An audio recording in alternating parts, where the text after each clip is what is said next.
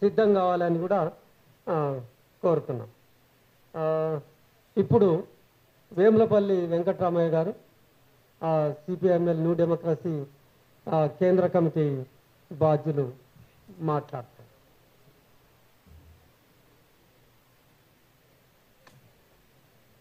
అధ్యక్ష, వేదిక మీద ఉన్న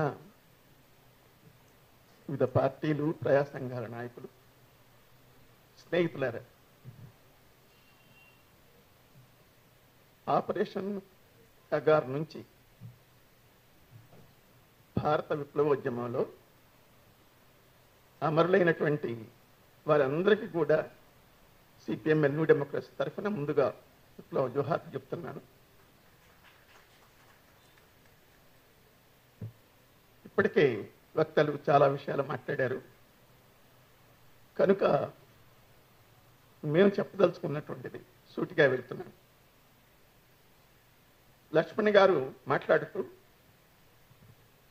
ఈ మానవ మరణ హోమాన్ని ఎలా ఆపాలి, మనందరం కూడా ఆలోచించాలి అని చెప్పారు. చాలా ముఖ్యమైన విషయం. ఇది అందరం కూడా ఆలోచించాల్సిన విషయం. ప్రాథమికమైన విషయం ఏంటంటే, ప్రజలు లేకుండా, ప్రజా ఉద్యమాలు లేకుండా, చైతన్యయుతమైనటువంటి ఉద్యమాలు లేకుండా ఏమి సాధించలేని సమాజంలో ఏ మార్పు రాదు. దానికి ఏం చెయ్యాలి అనేటువంటిది ఆలోచించాలి. పౌర హక్కుల సంఘంగా నేను ఆవిర్భావ సభలో నేను కూడా పాల్గొన్నాను. అప్పటి నుంచి పౌర హక్కుల సంఘాన్ని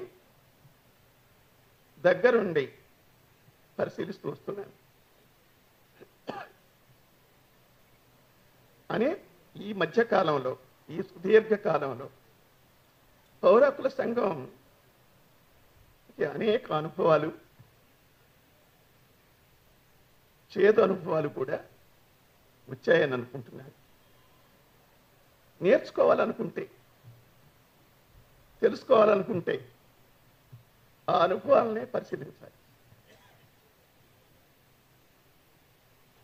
అలా కాకుండా ఎప్పుడు దేశంలో పరిస్థితి ఒకే విధంగా ఉంటుంది, ఉండాలని కోరుకోవటం అంత మంచిది కాదేమో మనలాంటి వాళ్ళకి. అయితే మనం అనుకున్న మార్పు వైపు కాదు ప్రయాణం చేస్తుంది. మన ఇష్టాయిష్టాలతో నిమిత్తం లేకుండా సమాజంలో మార్పులు జరుగుతుంటాయి. ఇందులో భాగంగానే పౌర హక్కుల సంఘం అత్యవసర పరిస్థితి చూసింది. దాని తర్వాత అనేక సందర్భాలలో బహుశా ఒక రాజకీయ పార్టీ, ఈ దేశంలో సాయుధ విప్లవం కోసం కృషి చేస్తున్నటువంటి పార్టీ ఏ విధమైనటువంటి నిర్బంధాన్ని ఎదుర్కోవాలో అలాంటి నిర్బంధాన్ని కూడా ఎదుర్కొంది. అనేక మంది కార్యకర్తలు, నాయకులు అమరులయ్యారు. కనుక వీటన్నిటిని కూడా దృష్టిలో పెట్టుకోవాలి. మన దేశంలో ఈనాడున్న వాస్తవ పరిస్థితి ఏంటి, నిర్దిష్ట పరిస్థితి ఏంటి, నిన్న పరిస్థితే నేడుంది, మొన్న పరిస్థితే నేడుంది అని ఆలోచించడం సరైంది కాదు. పరిస్థితులు చాలా మార్పులు వచ్చాయి. ఈనాడు మనం ఉద్యమాల మీద, విప్లవోద్యమాల మీద నిర్బంధం అనేటువంటిది ఈ వ్యవస్థలో బూర్జువా ప్రజాస్వామ్యం కింద, బూర్జువా రాజ్యాంగం కింద ఎప్పుడూ ఉంటుంది. అది కొత్త విషయం కాదు. ఈ రోజున దానికి భిన్నమైనటువంటి పరిస్థితిని మనం ఎదుర్కొంటున్నాం. ఈరోజు నిర్బంధం అమలు జరగటానికి, హక్కులు కోల్పోవటానికి విప్లవకారులే కావాల్సిన అవసరం లేదు. రైతాంగం ఆందోళన చేస్తే దేశద్రోహం కేసులు పెట్టారు. ఆ రైతాంగ ఉద్యమాన్ని బలపరిచిన వాళ్ళ మీద దేశద్రోహం కేసులు పెట్టారు, ఉపా చట్టం బనాయించారు. అంటే ఎందుకుంది ఈ పరిస్థితి అనేది ఆలోచించాలి. ఈ దేశంలో 20 కోట్ల పైగా జనాభా ఉన్నటువంటి ముస్లింల మీద పెద్ద ఎత్తున దాడి జరుగుతుంది. అది ఆవు పవిత్రమైందనే పేరుతో కావచ్చు, లవ్ జిహాద్ పేరుతో కావచ్చు, హత్యాకాండ కొనసాగుతూనే ఉంది. వాళ్ళంతా విప్లవకారులు కాదు. మణిపూర్లో గత సంవత్సరం పైనుండి మారణ హోమం జరుగుతూ ఉంది. దేశంలో వాళ్ళ ప్రజల మీద ఈ విధమైనటువంటి హక్కుల మీద దాడి జరగటం విస్తృతమైంది. అన్ని తరగతుల ప్రజల మీదే కాదు, ప్రతిపక్షాలు కూడా దాడికి గురవుతున్నాయి. ప్రతిపక్షాల వాళ్ళు కూడా తప్పుడు కేసులు బనాయిస్తున్నారు. ఈడీ పేరుతోటి, ఎన్ఐఏ పేరుతోటి, ఐటీ పేరుతోటి, ఐటీ పేరుతోటి తప్పుడు సోదాలు, తప్పుడు కేసులు బనాయించడం, చివరికి ప్రతిపక్ష నాయకులను కూడా జైల్లో పెట్టడం జరుగుతుంది. ఇంతవరకు గతంలో మనం విప్లవకారుల మీద చూసాం. ఇప్పుడు ఆ విధంగా జరగటం అనేటువంటిది ఒక కొత్త పరిస్థితి.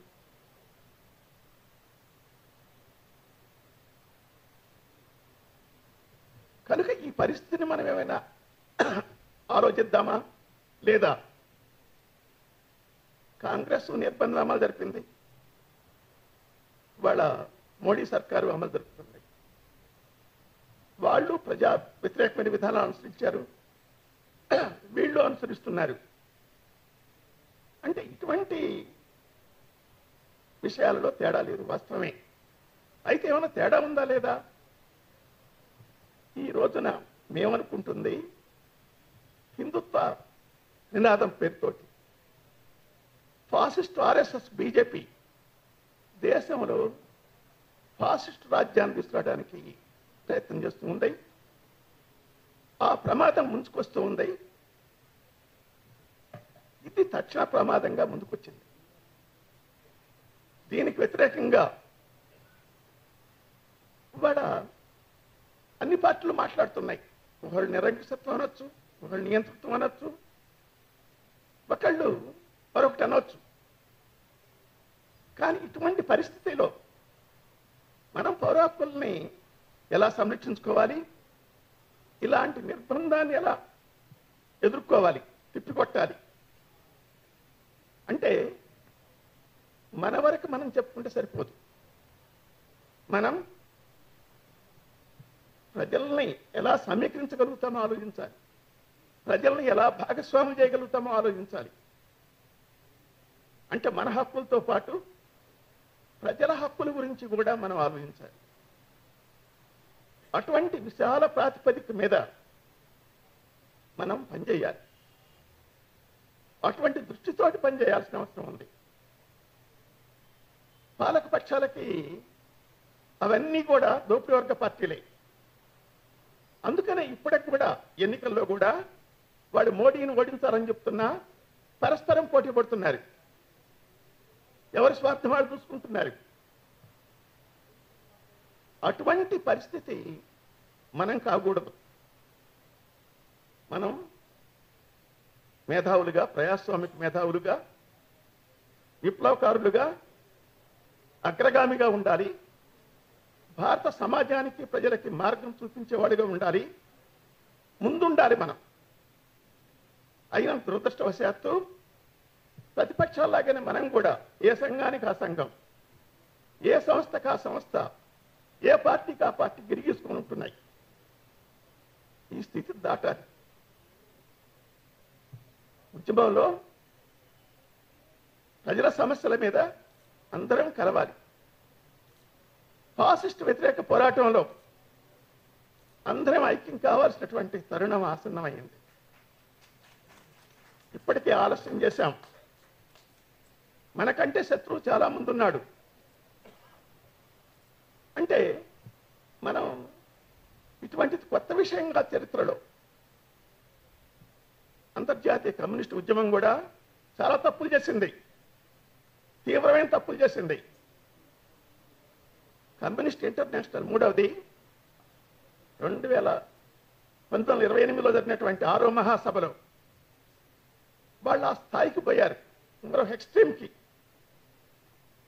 క్లాస్ అగెనిస్ట్ క్లాస్ అనేదాకా పోయారు. వర్గానికి వ్యతిరేకంగా వర్గం, ఎలాంటి ఐక్యత లేదు, రాజీ లేదు. Social democrats are more dangerous than fascism అనేటువంటి తప్పుడు నినాదాలు, తప్పుడు కార్యాచరణ, తప్పుడు ఎత్తుగడలు సృష్టించారు. వీటి ఫలితంగా ఫాసిజం అధికారంలో రావటం సులభమైంది, జర్మనీలో కానీ ఇతర దేశాల్లో కానీ. వీటి అనుభవాలను 1935లో జరిగినటువంటి 7వ మహాసభ సమీక్షించింది.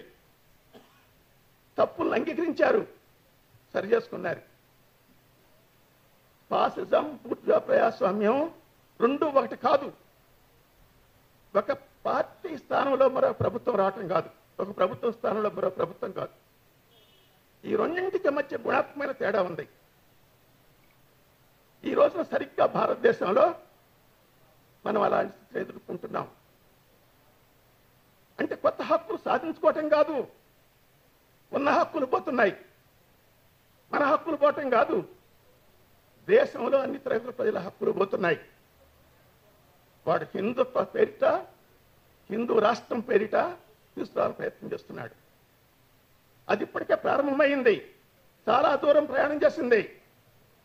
ప్రభుత్వ యంత్రాంగంలో, వాటి న్యాయ వ్యవస్థలో, ఇతర కేంద్ర ఆధ్వర్యంలో ఉన్నటువంటి సంస్థలన్నింటిలో మార్పులు తీసుకొచ్చారు, వాళ్ళ మనుషులతో నింపారు. ఇటీవల జరిగినటువంటి ఎన్నికల కమిషన్లో 2 కమిషన్ల నియామకం ఎలా జరిగిందనేటువంటిది మనం అందరం చూసాం. ఎన్నికలు ఎట్లా జరుగుతున్నాయో చూస్తున్నాం. అంటే ఇంత భయంకరమైనటువంటి మార్పులు మనం చూడలే గతంలో. మోడీ ఎన్ని అబద్ధాలు ఆడుతున్నాడు. మొదట్లో మాట్లాడినటువంటివి ఇప్పుడు తనకు తానే నేను అట్లా అనలేదని దాటేస్తున్నాడు. అంటే అటువంటి ప్రమాదం ముంచుకొస్తున్నటువంటి స్థితి మనకుంది. దేశంలో 20 కోట్ల మంది ఉన్నారు వాళ్ళ ముస్లింలు. వాళ్ళు మెజారిటీ, అత్యధిక మెజారిటీతో ఉన్నారు కేంద్రంలో. కానీ ఒక్క పార్లమెంట్ సభ్యుడు లేడు ముస్లిం, రాజ్యసభలో ఒక ముస్లిం సభ్యుడు లేడు, ప్రభుత్వంలో ఒక ముస్లిం మంత్రి లేడు. అక్కడే కాదు, రాష్ట్ర ప్రభుత్వాల్లో కూడా లేడు, కనీసం ఎమ్మెల్యే కూడా లేడు. అంటే ప్రమాదం ఎంత ఉంచుకొస్తుంది అనేటువంటిది మన కళ్ళ ముందు ఉందన్నమాట. ఇటువంటి స్థితిలో మనం మన దేశంలో దురదృష్టవశాత్తు రాజ్యాంగంలో హక్కులున్నా ప్రజలకి ఆ హక్కుల స్పృహ లేదు. ఇంతకుముందు కామ్రేడ్ రవి చెప్పినట్టుగానే ప్రజాస్వామిక హక్కుల స్పృహ లేదు, పౌర హక్కుల స్పృహ లేదు. లేకపోతే ఇటువంటి మారణహోమం జరుగుతుంటాయి. ఇవాళ కగార్ లాంటిది కానీ, లేక అంతకుముందు ఇప్పుడు జరుగుతున్నటువంటి మణిపూర్ లాంటి మానవహోమాలు జరుగుతుంటే దేశం ఎందుకు స్పందించట్లేదు? స్పృహ అంటే ఎవరి హక్కులు వాళ్ళు తెలుసుకోవటం కాదు, ఎదుటి వాళ్ళ హక్కులు కూడా ఉల్లంఘించినప్పుడు స్పందించటం. అది ఫ్రాయిడ్ లాంటి వాడిని చంపితే అమెరికాలో ప్రజలు ఎట్లా, వందల వేల మంది ఎట్లా కదిలారు, ఎన్ని నిర్బంధాలు వచ్చినా ఎట్లా విధించారు. అంటే మనం అటువంటి చైతన్యం సమాజంలో ఇంక రాల. అందుకే కొంతమంది సోషలిస్ట్ ఉపదశ అంటున్నారు, నీకు ప్రజాస్వామిక స్పృహ లేదు, దేశంలో ప్రజల్లో చైతన్యం లేదు, ప్రజలు సంఘటితంగా లేదు, కానీ దూరం పోయి మాట్లాడుతున్నారు. అంటే మనం ఇచ్చే నినాదాలు, మనం ఇచ్చే పిలుపులు ప్రజలు స్వీకరించేదిగా ఉండాలి. అటువంటి చైతన్యం లేనప్పుడు నువ్వు నినాదాలు ఉంటాయి. అందుకోసం ఎవరికి వాళ్ళు సమీక్షించుకోవాలి. మనం ఇచ్చే నినాదాలు, మన ఎత్తుగడలు పరిస్థితి తగ్గట్టుగా, ప్రజల స్థాయికి తగ్గట్టుగా ప్రజలు స్వీకరిస్తున్నారా లేదా, ప్రజల భాగస్వాములు అవుతున్నారా లేదా అనేది సమీక్షించుకోవాల్సిన అవసరం ఉంది. కనుక అటువంటి ఫాసిజం యొక్క ప్రమాదం ముంచుకొస్తున్నటువంటి ఈ స్థితిలో ఈ రోజున అన్ని వామపక్ష పార్టీలు, ప్రజాస్వామిక శక్తులు, సంస్థలు ఫాసిస్ట్ ప్రమాదానికి వ్యతిరేకంగా ఇటువంటి మారణ హోమంతో సహా ఐక్యం కావాల్సిన అవసరం ఉంది. ఒకే వేదిక మీద తీసుకురావాల్సిన అవసరం ఉంది. అది కేవలం నిజ నిర్ధారణ కమిటీతో సరిపదు, ఒక మహా ఉద్యమం కావాలి. అటువంటి మహా ఉద్యమం అనేటువంటిది మన రాష్ట్రం నుంచి మొదలు పెడతాం. అందులో మేము కూడా భాగస్వాములు అవుతాం. అటువంటి దానికి దేశంలో జరుగుతున్నటువంటి వాళ్ళ ఎన్నికల్లో ఎవరు వస్తారో ఇంకా చెప్పలేని స్థితి ఉంది. మోడీ ప్రభావం తగ్గుతుంది, ప్రతిపక్షాల ప్రభావం కొద్దిగా పెరుగుతుంది. అయినప్పటికీ కూడా ఈ పెరుగుదల, వాటి తగ్గుదల దాటి ఓట్లు పడతాయా, ప్రతిపక్షాల అధికారంలో రాగలుగుతాయా, మోడీ ఓడిపోతాడా అనేటువంటిది వేచి చూడాల్సింది. ఏమైనప్పటికీ కూడా అది ఒక్కటే శాశ్వత పరిష్కారం కాదు. ప్రజా ఉద్యమాలు, ప్రజల చైతన్యం అదే శాశ్వత పరిష్కారం. అటువంటి శాశ్వత పరిష్కారం వైపు మనం ఆలోచించాలి. ఈరోజు ఆపరేషన్ కగారు కావచ్చు, రేపు మరొకటి కావచ్చు. ఈ దోపిడీ పాలక వర్గాలు కొనసాగినంత కాలం ఏదో ఒక పేరు మీద ప్రజల మీద యుద్ధం చేస్తూనే ఉంటాయి. ఇదంతా ప్రజల పేరుతోటి, హిందూ సంస్కృతి పేరుతోటి, హిందూ మతం పేరుతో సాగుతూ ఉంది ఈ దాడి. కనుక భారతదేశంలో రినైజెన్స్ అనేటువంటిది పునరుజ్జీవన ఉద్యమం ముగిలా పూర్తి కాకముందే హిందూ పునరుద్ధరణవాదం బలపడింది. అది విషసర్పంలా, పడగల విషసర్పంలా విస్తరిస్తూ ఉంది. కనుక అది అందరినీ మిగ్గేస్తుంది. అటువంటి దాని నుంచి కాపాడుకోవాలి. వాడు కాంగ్రెస్ పార్టీ మేనిఫెస్టో అని, ఇది మావోయిస్టుల మేనిఫెస్టో అంటున్నాడు. అంటే కాంగ్రెస్ ఏం మాట్లాడుతుంది? ఈ రాజ్యాంగాన్ని కాపాడాలంటుంది, దేశంలో ఉన్న ప్రజాస్వామ్యం దీన్ని అమలు చేయాలంటుంది. అదే వాడి కంటగింపుగా ఉంది. అంటే రాజ్యాంగాన్ని కాపాడటం కూడా ఇదే మావోయిస్టుల మేనిఫెస్టో అని మాట్లాడటం అంటే అంబేద్కర్ మీద దాడి, అంబేద్కర్ రాసినటువంటి రాజ్యాంగం మీద దాడి. కనుక ఈ ప్రమాదాలను కూడా మనం గుర్తించి తప్పనిసరిగా తిప్పుకొట్టగలుగుతాం. ప్రపంచంలో ఏ నియంత, ఏ ఫాసిస్టు పాలకుడు కూడా, ఏ ఫాసిస్టు ప్రభుత్వం కూడా మనలా సాధ్యం కాల. కొద్ది రోజులు అది వెలగొచ్చు, అంతిమ విజయం ప్రజలది. అటువంటి ప్రజల మీద విశ్వాసంతో మనం విప్లవం మీద అత్యంత దృఢ సంకల్పంతో మనందరం కూడా వాళ్ళ రాజ్యాంగ హక్కుల పరిరక్షణ అనేటువంటిది ముఖ్యంగా వచ్చింది. అటువంటిది కీలకంగా తీసుకొని ఐక్య వేదిక ఏర్పడాలని విశాల ప్రాతిపదిక మీద కామ్రేడ్ నరసింహారావు గారు చెప్పినట్టుగా అటువంటి ఐక్య వేదిక అవసరం ఉంది. ఐక్య వేదికలో మేము కూడా భాగస్వాములు అవుతామని, మా శాయశక్తుల మా పార్టీ కృషి చేస్తుందని కేంద్ర కమిటీ తరఫున మరోసారి ఇక్కడ స్పష్టంగా ప్రకటిస్తున్నాం. అటువంటి దానికి కట్టుబడి ఉంటాం. అమరులైనటువంటి వాళ్ళ ఆశయాలని ముందుకు తీసుకుపోవటానికి అటువంటి కర్తవ్యం తక్షణ కర్తవ్యంగా ముందుకొచ్చింది. ఈ కర్తవ్య నిర్వహణలో అటువంటి ముందోద్యమంలో అందరం భాగస్వాములు కావాలని ఆకాంక్షిస్తూ అవకాశం ఇచ్చిన అధ్యక్షుల వారికి ధన్యవాదాలు తెలియజేస్తూ